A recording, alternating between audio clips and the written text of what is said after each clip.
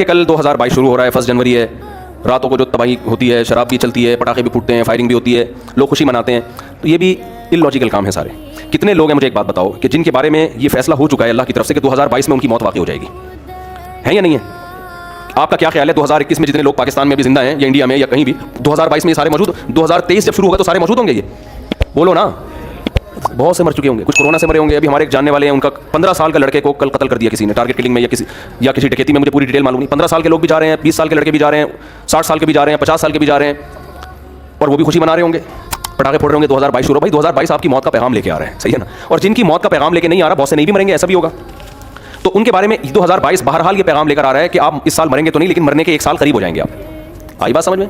2021 के जब रात 12 बजेंगे तो इसका मतलब सीधा सीधा ये है कि अगर कोई 60 साल की ज़िंदगी लेकर आया था तो उसकी, और वो 40 साल का हो गया है, तो उसकी ज़िंदगी में 1 साल मजीद कम हो गया है। क्या ख्याल है? गलत तो नहीं कह रहा? तो कौन दुनिया में अहमक और बेवकूफ़ ऐसा है जो मौत के घाट के करीब जा रहा हो और जितना करीब हो रहा हो मिठाइयाँ खा रहा हो, वो पटाखे फोड़ रहा हो?